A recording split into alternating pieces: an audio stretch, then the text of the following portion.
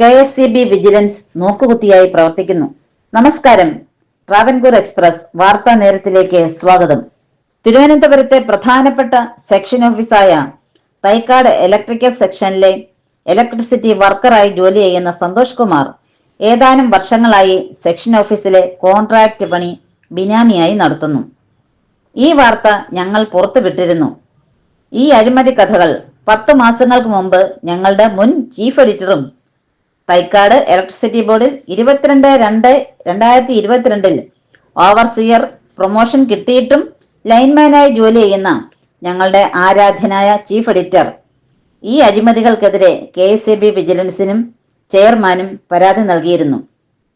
ഈ ഓഫീസിൽ ജോലി ചെയ്തിരുന്ന അസിസ്റ്റന്റ് എഞ്ചിനീയർമാരും സബ് എഞ്ചിനീയർമാരും പുത്തൻചന്ത സബ് ഡിവിഷന്റെ അസിസ്റ്റന്റ് എക്സിക്യൂട്ടീവ് എഞ്ചിനീയറും തിരുവനന്തപുരം എക്സിക്യൂട്ടീവ് എഞ്ചിനീയറും ഈ ബിനാമി അഴിമതിയിൽ അറിവുള്ളവരും പങ്കാളികളുമാണെന്ന് അദ്ദേഹം നൽകിയ പരാതികളിൽ സൂചിപ്പിച്ചിരുന്നു.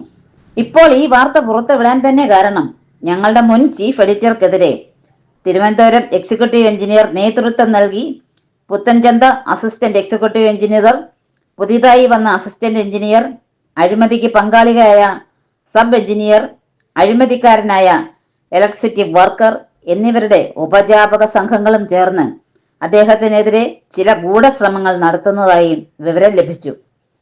ജോലിയിൽ ഇരുന്നു കൊണ്ട് വർക്കർ ബിനാമി ഇടപാടുകൾ നടത്തുന്നത് കുറ്റകരമാണ്.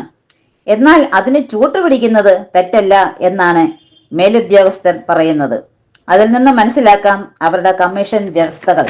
ഈ കമ്മീഷൻ കിട്ടുമെന്നുള്ളത് കൊണ്ടാണ് വിജിലൻസിന് അദ്ദേഹം നൽകിയ പരാതിയിൽ പരാതിക്കാരനിൽ നിന്നും മൊഴിയെടുക്കാതെ ഈ അഴിമതി സംഘം ഒരന്വേഷണത്തിലും നടത്താതെ പരാതി ഫയൽ 8ആയി കെട്ടിമടക്കി പോക്കറ്റിലിട്ടത്. പരാതിക്കനുസരിച്ച് നടപടി എടുക്കാതെ വന്നപ്പോൾ വിജിലൻസ് ഓഫീസറുമായി പരാതിക്കാരൻ സംസാരിച്ച ഫോൺ സംഭാഷണം പുറത്തുവിടുന്നു. ഹലോ,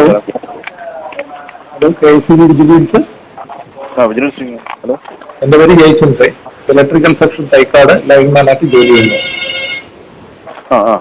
ഒരു മാർച്ച് മാസം ഒരു പരാതി കൊടുത്തിരുന്നു. അതിന്റെ ഒരു നടപടിക്രമങ്ങളും ഒന്നും ആയിട്ടില്ല. എന്റെ പേര് ജയചന്ദ്രൻ.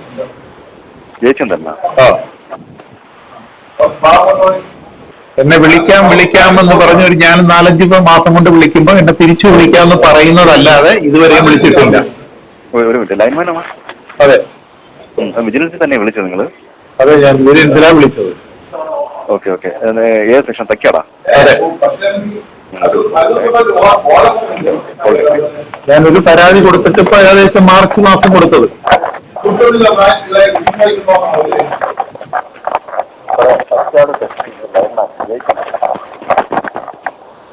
ഹലോ, നമസ്കാരം സാർ. നമസ്കാരം. ആരാ വിളിക്കുന്നത് പറഞ്ഞേ? എന്റെ പേര് ജയചന്ദ്രൻ. നിങ്ങളുടെ ഒരു പരാതിയെ കുറിച്ചാണോ? ആ പരാതിയുടെ റിപ്പോർട്ട് എക്സിക്യൂട്ടീവ് തന്നിട്ടുണ്ട് കേട്ടോ. ആണോ? പക്ഷെ എന്റെ ബാക്കി നടപടിക്രമങ്ങളൊന്നും എന്നെ വിളിച്ചിട്ടില്ല ഇതുവരെ. പരാതിക്കാരനെ നമ്മളത് താഴെ സെക്ഷനിൽ കൊടുത്തിട്ടുണ്ട്. സെക്ഷനിൽ നിന്ന് നോട്ട് വെച്ച് സാറിന് വരും. അപ്പോഴായിരിക്കും തുടർ നടപടി വരുന്നത്. ആണോ? ശരി. ഇപ്പൊ ഏകദേശം ഒരു 6-7 മാസമായി. എന്നെ ഇതുവരെ വിളിച്ചിട്ടില്ല. ഹിയറിംഗിന് പോലും എന്നെ വിളിച്ചിട്ടില്ല. അല്ല, അതെ, എനിക്ക് നമ്മൾ എക്സിക്യൂട്ടീവിനാണ് അത് അന്വേഷിക്കാനായിട്ട് കൊടുത്തത്. എക്സിക്യൂട്ടീവ് അതനുസരിച്ച് നമുക്ക് റിപ്പോർട്ട് തന്നിട്ടുണ്ട്. റിപ്പോർട്ട് നമ്മുടെ സെക്ഷനിൽ കൊടുത്തിരിക്കുന്നു. അവരത് നോട്ടാക്കി സാറിന് പുട്ടപ്പ് ചെയ്യും CBIക്ക്. അതിനുശേഷമായിരിക്കും തീരുമാനം എടുക്കുന്നത്. അതിനുശേഷം നിങ്ങൾ അറിയിക്കുള്ളായിരിക്കും. അപ്പൊ അതിനു മുമ്പ് എന്റെ ഒന്നും മൊഴിയൊന്നും കൊടുക്കത്തില്ല. അത് എൻക്വയറി ഓഫീസ് നമ്മളല്ലല്ലോ, അത് എക്സിക്യൂട്ടീവ് ജനറല്ലേ? അല്ല, എക്സിക്യൂട്ടീവ് ജനറൽ ആരും എന്നെ വിളിച്ചിട്ടില്ല. അതിപ്പോ നമ്മൾ സാറിനടുത്ത് പറയാം. പരാതി എന്നെ വിളിക്കാതെ ഈ ഒരു റിപ്പോർട്ട് തയ്യാറാക്കുക എന്ന് പറഞ്ഞാൽ അത് ഏകപക്ഷീയമായ റിപ്പോർട്ടായിരിക്കും. അതെന്തെങ്കിലും ആശയം ഉണ്ടെങ്കിൽ നമുക്ക് നോക്കാം. എനിക്ക് അതിനെക്കുറിച്ച് നമ്മൾ അതിനകത്ത് പരാതിക്കാരനെ വിളിക്കാതെ റിപ്പോർട്ട് തയ്യാറാക്കുമ്പോ തന്നെ അതിലെന്തോ ക്രമക്കേടുകൾ ഉണ്ടെന്ന് നമുക്ക് അനുമാനിക്കേണ്ടി വരും.